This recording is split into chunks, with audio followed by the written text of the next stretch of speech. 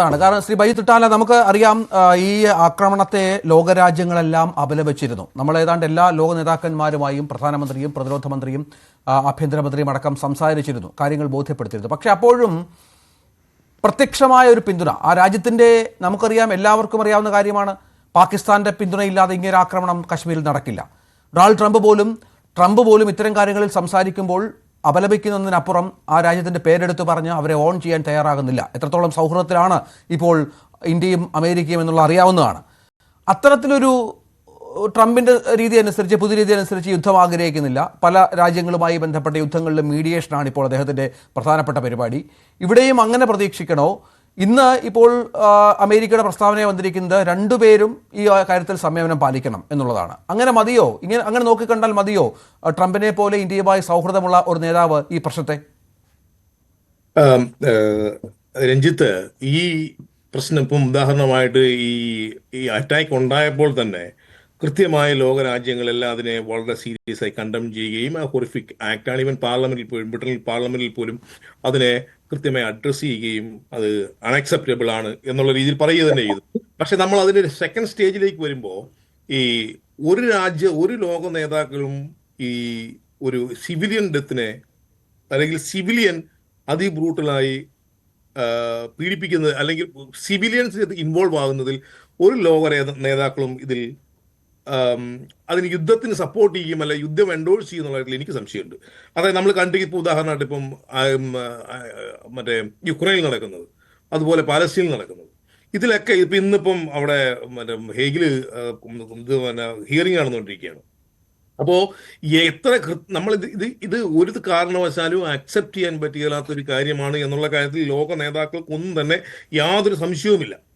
അത് പറയുമ്പോൾ തന്നെ നെക്സ്റ്റ് അതിപ്പം അതായത് നമ്മുടെ പ്രൈം മിനിസ്റ്റർ പറഞ്ഞത് ഇതിന്റെ കൾപ്രിറ്റിനെ കൃത്യമായി പിടിച്ചിരിക്കും, അവരെ ഞങ്ങൾ പണിഷ് ചെയ്തിരിക്കുന്നതാണ്. അപ്പൊ അതിന്റെ കൃത്യമായ ആളുകളെ പണിഷ് ചെയ്യാൻ ഉള്ള നടപടികൾ എടുക്കുന്നത് ആണ് ആദ്യത്തെ സ്റ്റെപ്പ് എന്നുള്ളതാണ് എൻ്റെ കാഴ്ചപ്പാട്. കാരണം ഇപ്പോ ഈ യുദ്ധമുണ്ടായി കഴിഞ്ഞാൽ എനിക്ക് മുമ്പേ പറഞ്ഞ പോലെ എല്ലാ സ്ഥലങ്ങളിലും ഭീമമായ ആൾനാശമുണ്ടാകും. അതിന്റെ കോൺസിക്വൻസസ് ഒക്കെ കൃത്യമായി നമ്മുടെ തലമുറയ്ക്ക് കൃത്യമായി അറിയാം. അപ്പോൾ യുദ്ധത്തിലേക്ക് പോകുന്നതിനെ ആണോ നമ്മൾ കൊടുക്കേണ്ട പ്രയോറിറ്റി, അതോ ഇതിൽ യഥാർത്ഥ കൾപ്രിറ്റ്സിനെ കൃത്യമായി ടാർഗറ്റ് ചെയ്യുകയും അവരെ കൃത്യമായി അതായത് അവരോട് റിട്ടാലിയേറ്റ് ചെയ്യുക എന്നുള്ളതിനെ ആണ് ഇതിന്റെ കൃത്യമായ ഒരു നിലപാടുന്നത്. ഇപ്പോൾ ഉദാഹരണമായിട്ട് ഇപ്പം ഞാൻ പറയാം, അവിടെ ഇപ്പോൾ ഈ ഡാം തുറന്നുവിട്ട് വെള്ളപ്പൊക്കമാണ് അവിടെ. ഇതിന്റെ യഥാർത്ഥ കോൺസിക്വൻസസ് ഫേസ് ചെയ്യാൻ പോകുന്ന വീണ് ഈ സാധാരണക്കാരാണ്. ഞാൻ കുട്ടനാടിൽ നിന്ന് വന്ന ആളാണ്. വെള്ളം മുങ്ങിക്കഴിയുമ്പോൾ എന്താ സംഭവിക്കുന്നത് എനിക്ക് കൃത്യമായിട്ട് അറിയാം. അതായത് അപ്പൊ ആ ഒരു അവസ്ഥ, അതായത് ഈ ലേമനെ ഒരു കാര്യം നമ്മൾ അക്സെപ്റ്റ് ചെയ്യുന്നു, ഈ സിവിലിയൻസിനെയാണ് അറ്റാക്ക് ചെയ്തിരിക്കുന്നത്, കൃത്യമാണ്. അപ്പോ നമ്മൾ അതേ രീതിയിൽ തന്നെ സിവിലിയൻസിനെ അറ്റാക്ക് ചെയ്താൽ നമ്മൾ മറ്റേ ഈ പൊളിറ്റിക്കൽ ലാൻഡ്സ്കേപ്പിൽ നമ്മൾ ഒറ്റപ്പെട്ടു പോകാൻ സാധ്യതയുണ്ട് എന്നുള്ള, ഇപ്പൊ പാകിസ്ഥാൻ ഏത് അവസ്ഥയിൽ നിൽക്കുന്നോ ആ അവസ്ഥയിലേക്ക് നമ്മളും പോകുന്നതിന് ഒരു സാഹചര്യം ഉണ്ടാകും എന്നുള്ളതാണ് എൻ്റെ ഒരു കാഴ്ചപ്പാട്. അപ്പോ കൃത്യമായി ഇതിന്റെ കാൽക്കുലേഷനെ കൃത്യമായി പിടിച്ച് അതായത് ഇത് ആര് ചെയ്തോ അവരെ പിടിക്കുക, അതിന്റെ കൃത്യമായ ആക്ഷൻ നടത്തുക. അപ്പം രഞ്ജിത്തിന്റെ ചോദ്യം ഇതായിരുന്നു, ലോക നേതാക്കന്മാർ എത്ര കൃത്യമായി നിൽക്കും? അതായത് നമ്മുടെ പഠനത്തിൽ നിന്നും നമ്മുടെ വായനകളിൽ നിന്നും നമ്മുടെ എക്സ്പീരിയൻസിൽ നിന്നും നമ്മൾ കണ്ടതിൽ നിന്നും എൻ്റെ റീഡിങ് ഇതാണ്, സിവിലിയൻ കാഷ്വാലിറ്റി ഉണ്ടാകുന്നതിലൊക്കെ കൃത്യമായി ലോക നേതാക്കൾ കൃത്യമായ ഇന്റർവെൻഷൻ ഉണ്ടാവും. അപ്പോൾ ഇതിന്റെ യഥാർത്ഥ പ്രശ്നം ഇപ്പോ ഈ ട്രംപ് അമേരിക്ക വേഴ്സസ് ചൈനയാണ് ഇതിനകത്ത് യഥാർത്ഥ ഒരു ടേണിംഗ് പോയിന്റോ അല്ലെങ്കിൽ ഇതിൻ്റെ അകത്ത് ഒരു ട്രിഗർ ഫാക്ടറായി നിൽക്കുന്നു. അപ്പോ കൃത്യമായും ഈ നമ്മൾ ഉദ്ദേശിക്കുന്ന രീതിയിൽ ഒരു യുദ്ധത്തിലേക്ക് പോകുന്നതിനോട് ഇൻ പ്രിൻസിപ്പിൾ എനിക്ക് വിയോജിപ്പാണുള്ളത്.